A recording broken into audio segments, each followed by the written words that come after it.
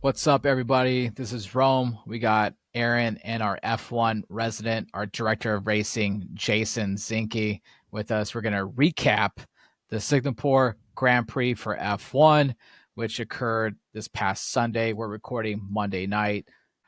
Pretty fun race, lots of controversy for qualifying. You saw, what was it, Williams being disqualified, both their drivers for cheating or something like that with the wing, which Sainz did pretty well, climbed up all the way up to number 10. But you had some controversy starting off the race with Norris starting at fifth, kind of bumping a slight little wheel bump to avoid Verstappen, I guess. And then Piastri almost going to the wall. Piastri so pissed off, dude, and complained the whole fucking race, and Twitter was going crazy. And it is so weird, man. It depends on who you find on X, not Twitter, X. And they either say like, dude, Piastri's such a crybaby, or like Norris is such a little bitch, or there's like comments all over the place. And no one likes Verstappen apparently. Um, but Russell had a great race, led from start to finish, and was almost up by like I think like at one point like 10 or 11 seconds. Might have Um, been 20 seconds. I forget. it was a lot, man. And then Norris, I couldn't understand why. Like he got really close to Verstappen, was within a half a second or so, and just could not pass him. But that was like for like what, like 20 or so laps. Like it just bought like what the hell happened? Like how come he couldn't pass him? And like Verstappen was stressing, and then McLaren, they clinch the constructors championship. There's people saying that Piastri didn't show up to the celebrations, all these rumors and all these things, like he's gonna have a talk because he also had a slow pit stop as well. That was 5 seconds. He thought he could have did like a switcheroo with Norris, but Norris actually, I thought he raced pretty well, except I felt like he should have got second. It would have been better for the standings.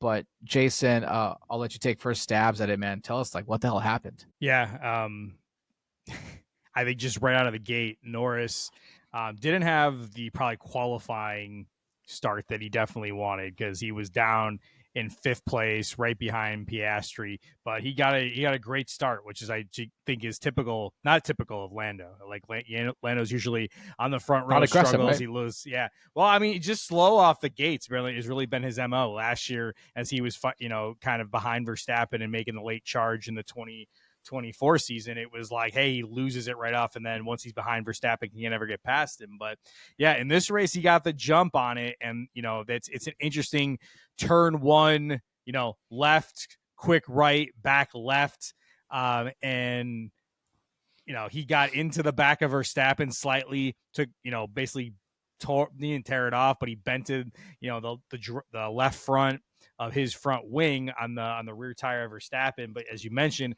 got close, tapped Piastri on his right side. Piastri kind of maneuvered, didn't hit the wall, but yeah, Piastri was he was all over the radio about the papaya rules, or this is not what what Wasn't they very team decided on. friendly. Team friendly. Yeah, the radio was the radio was very interesting. Like, oh yeah, like because they told me Lando had to avoid hitting Verstappen, and his response was like, well, it's not very team like if you gotta like run into your teammate to avoid somebody else, or some passive aggressive stuff. But I honestly blame McLaren. This is McLaren's fault. I love Zach Brown and Andre Stella, the team principal, for what they've done. But the papaya rules thing since last year, man, has created this drama amongst these two drivers because there's been instances where they haven't let them out to race. They've tried to do cutesy things, with different pit stop stuff. And then, things happen. They ask them to switch places, and it creates all this stuff. And, it looks like, I've been the favorite in Lando with you, Rome, and Aaron was the Piastri guy. So, but it totally looks in a lot of instances like they are favoring Lando over Piastri because, okay, this week it's this, but this is not the reason. And like, it's almost like we're hearing a court case at a certain point because they're citing like precedents from the 2024 season in Hungary. You remember this happened in Hungary just like that. And so we're going to do this and switch everything back and, whatever it might be. So McLaren has created this situation. They were far and away going to win the constructors championship. There's what, five races left or something. It's probably one of the earliest clinches has been in a while. I mean, Red Bull, Yeah, 6 races left. So, I mean, there's a ton left in the season. These guys, so now the gloves should be off at this point from now to the end of the season. Like, they need to, I think they're off now. I mean, they're definitely off now at this point after what happened I don't think Piastri's going to play team friendly anymore. No, I don't think so. And the other thing about this thing, too, is McLaren clearly is not the car they were in the first half of the year. They're good, but the Mercedes, I would have said Mercedes wasn't going to win this. George Russell has not been great in Singapore. He had a bad crash when he was aiming for a victory 2 years ago. I think he was getting, heat illness last year when he was at this race or something like that. And the Mercedes car we talked through sucks in the heat. But all of a sudden, this is like the hottest race of the year, and all of a sudden, this car's flying during qualifying, and you have 2 Mercedes in the top 5. Red Bull's car has gotten better as well. You've seen Aston Martin slightly improve, but I mean, they're nowhere near. But McLaren's car is not above and away everybody else. So between now and the end of the year, I don't think it's a slam dunk where the McLarens are 1-2 in every race, and that adds interesting stuff to the Drivers' Championship because the team overall doesn't care because we talked about this before. It's a weird team sport. Because the team cares about winning the constructors. That's where the money is. There's nothing in the Drivers' Championship, from the team's perspective. It's just kind of a pride and career thing for the drivers and what they want personally for personal career goals and their dream of being the world champion. So it'll be interesting in the gloves are off. Piastri's still the betting favorite, still has the upper hand. I mean, at this point, he could just crash out Lando every race and take each other out, and he wins the Drivers' Championship. You mentioned people not liking Verstappen. I'll be honest. I'm one of the, people people that would say like, hey, Verstappen's not my favorite. Don't really love how the way he goes about things, but he's the best driver in the world.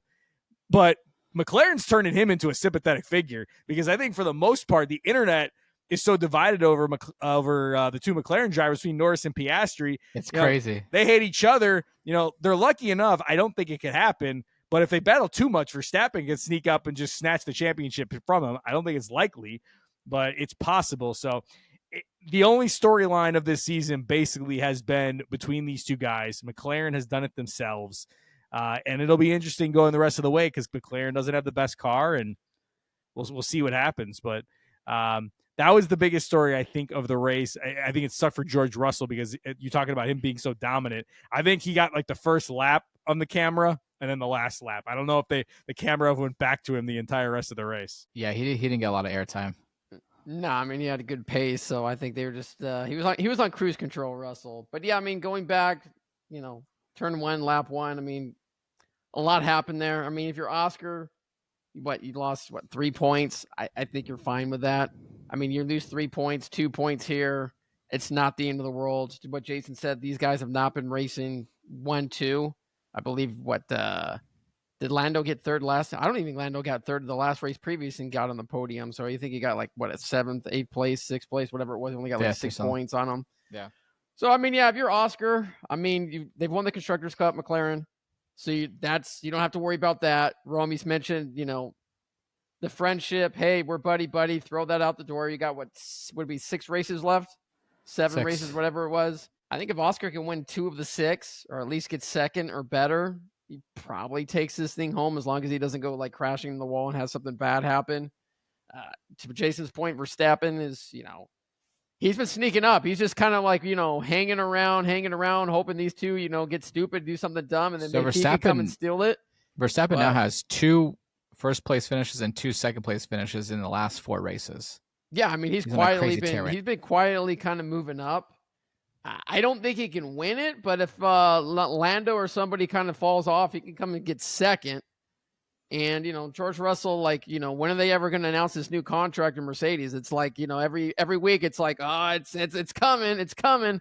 I'm still waiting for it to be announced and released because, I mean, all the guy does is, as Jaeson said, he's one of the better racers out there. I think he's maybe right now the second best racer in the world behind Verstappen, but, he's been doing good. So we got to give him the new contract. I don't know if Aaron was, just taking my takes in the dream because I 100% agree with him right now. I think George Russell is number 2 behind Verstappen. This Mercedes car has never been there as long as he's been with the team when he replaced Valtteri Bottas. It's been like Mercedes' worst era since their first couple of years in the, in the early part of the 2010s. But this car has gotten a little bit better, and when it has pace, he makes the most of it and has the best qualifying runs. I remember early in the year, like he was finishing third and fourth in pretty much every race when the car, probably shouldn't have been there, and he's placed it in the right way. So I agree with Aaron. Like, where's his contract? I think, Total Wolf probably still has that Verstappen dream. We've been talking about it probably every other pod. Where's it going to be? So he wants the 1-1 deal, but there's a time where George is going to get paid. And I think George wants to be with Mercedes. This is the premier team. It's probably one of his, it's one of the teams that can win the championship for you. There's maybe 4 of them out of the grid that's can give you a driver's championship. So he wants to be at Mercedes, but he also wants his worth too. I hear he wants kind of the Lando contract itch, which I don't know what you read out there. It's like maybe 20+ mil or something a year, whatever it might be. And so not unreasonable, because I think he's every bit but better than Lando. Because I think if George is in a McLaren right now, he's number 1 in the drivers championship, and it's not as close. Piastri's gotten better this year. Like if you looked at the progression year over year, Lando's gotten a little bit better, but it hasn't been there. I think George, best of the bunch, has just been quietly there. And if this Mercedes car next year is as good as everyone says it should be, we'll see. The powertrain is allegedly the big part of it, but yeah, it's a great win by George and starting to put momentum. And I think not putting anything past his Mercedes teammate with Kimi Antonelli, because back-to-back, I think top 5 finishes or something like that for them. I don't know, but Kimi had a really bad kind of Europe tour of the calendar. The only thing he really had was, I think, that 3rd place in Canada, but all the Europe races he was pretty bad in, but has come on strong the past couple weeks, and I think getting more comfortable in the car too. So, the Mercedes car and the driver lineup has gotten a little more out of it. I think the biggest disaster you're talking about right now is Ferrari, because no team has fallen off pace year over year. They were equal with McLaren at the end of the 2024 season, and this car has just been an absolute disaster all year. You can compare like Lewis not doing well, but Charles is even complaining about the car now as well. Lewis's car just lost its brakes with 3 laps to go or something like that. He was hard charging. Yeah, he got a 5-second penalty, right? Yeah, he was all over the track. The last thing, the Fernando Alonso radio. If listeners want to go and listen to Fernando Alonso, just going crazy on the radio. I think Fernando Alonso was like a whole minute behind Lewis for 7th place, and Lewis loses the brakes to his car, and he is just trying to like nurse this thing and not smash into these walls in this tight Singapore track.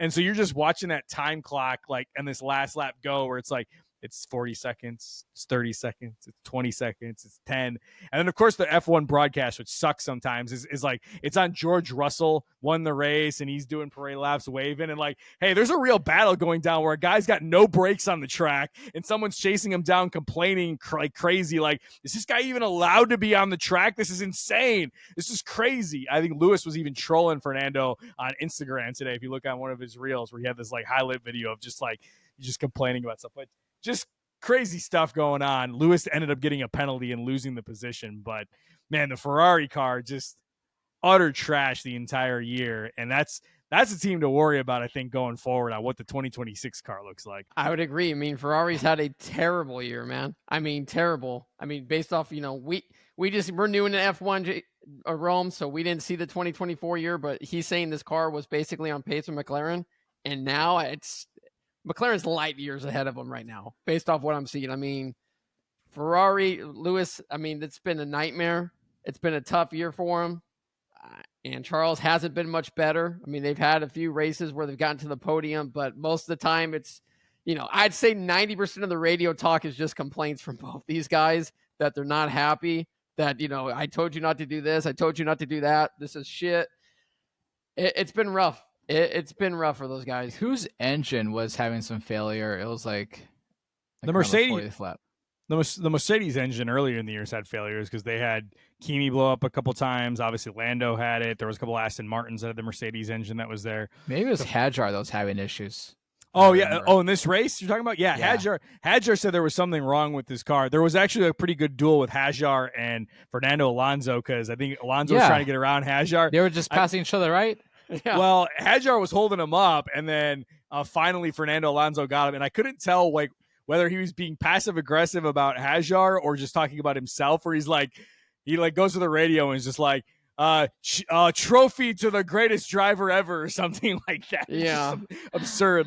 Alonso was comedy the entire time. He also told his guys, like, if you're going to talk to me every lap, I'm just going to turn the radio off. Yeah, that was funny. Yeah. So, what was going on with the steering wheel with what Kimi Antonelli? Like they were saying like something about being like off balance or not centered or something. Yeah, I think it was Kimi basically where you watch his hands in the drive thing. Yeah. He's tilted to the right going down the straightaway and it's going straight.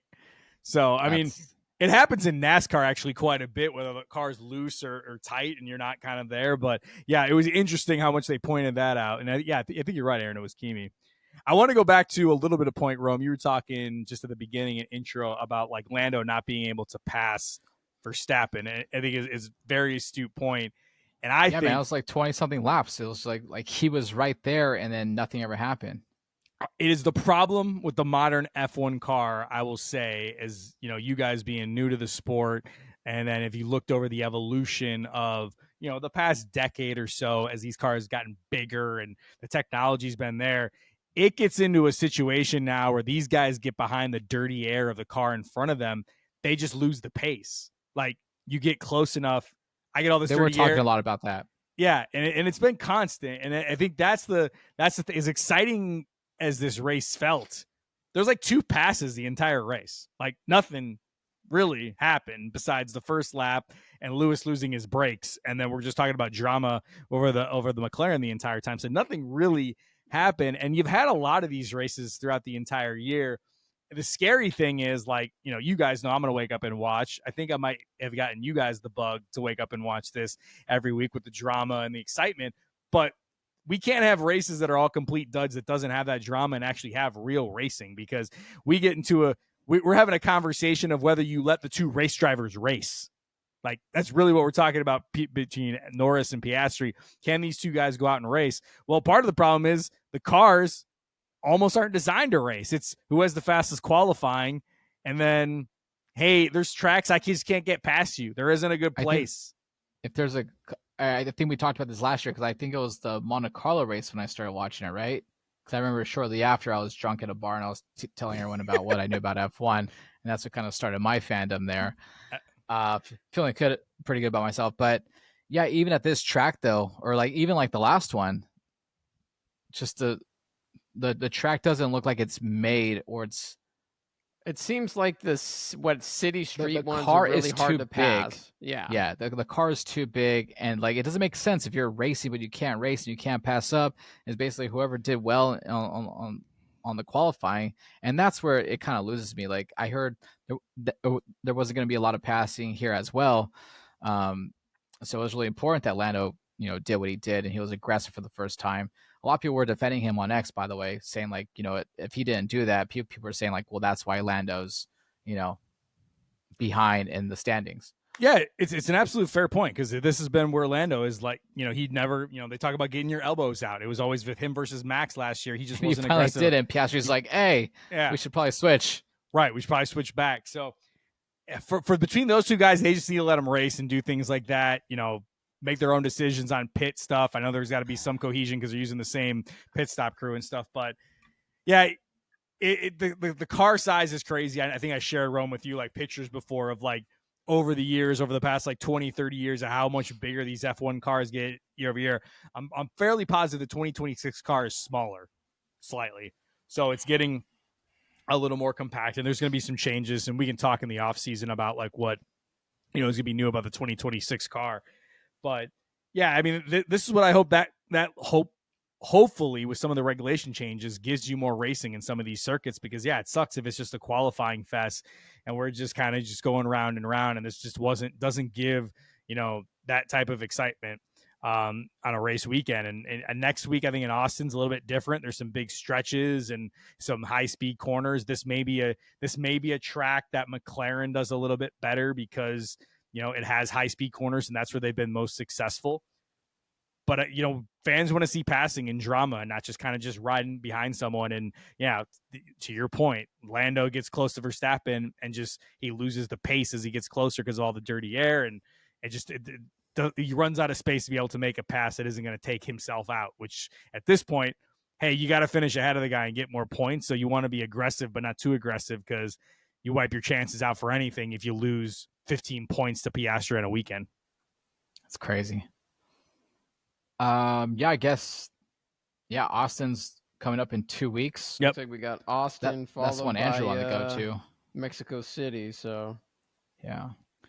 Yeah, you get the good 4 ones in our hemisphere. So Mexico City, down to Brazil, and then back up for Vegas, in that November weekend. So 4 pretty good racetracks. I am a fan of all 4 of these races coming up. COTA, where the U.S. Grand Prix in Austin is, it's a really, really great circuit. That's definitely one I want to go to as well one day.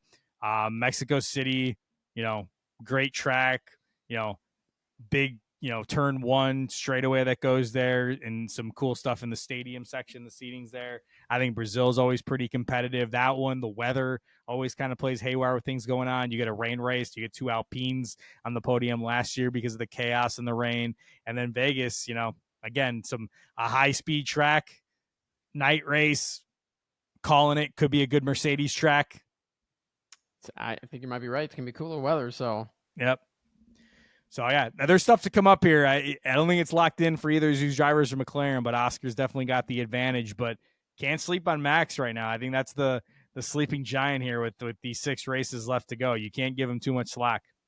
One thing I'm liking with the remaining races, 12 o'clock for Austin, 1 p.m. in the afternoon for the Mexico City, 9 a.m. for the Brazil, 8 p.m. for Las Vegas, and then even Qatar, 8 a.m. in the morning. Yeah, there's and no then more 5 a.m. wake-up calls. It's the last one, Abu Dhabi at 5 a.m. Which so might not even need to watch that one. It might already be decided. I don't know. Be decided. So we'll see, man. I'm digging the ones coming up. Yeah. Well, I mean, advantage for you. I will say on a football Sunday, gonna have to add the triple screen box here between F1 and some football. But that's the only complaint. It's the only complaint. But got to make room. That's why you get the multi-view screens in the old den there, in the man cave. Well, Vegas is on a Saturday night, so that's kind of nice. I will be there. You're gonna be there? I will be there. Nice. I will be there. I can give live pre and post, and I don't mean live. I'll tell you about it when I get back. Nah, take a mic, man. So it should be good. I've been looking. I want to go to the Vegas one. Just worried that it doesn't wind up on the F1 calendar after a couple of years. So I want to hit this one while they're here. But Austin, I think, is the trip maybe next year. Nice. All right, that'll do it for F1 coverage for a Source from the Sofa. Hopefully one day we'll get Andrew back to make a guest appearance. He's still studying his Spanish or what? He's just getting ready for the Mexican GP. Maybe he comes in, does a segment in Spanish and, helps us out in the preview there. Yeah. Is he taking Spanish? Was that the thing? I thought that's what you said. Right? I don't know. If he's taking Portuguese, that'll help us for the Brazilian Grand Prix. That's true. All right, that'll do it. Catch all F1 coverage from the show on YouTube.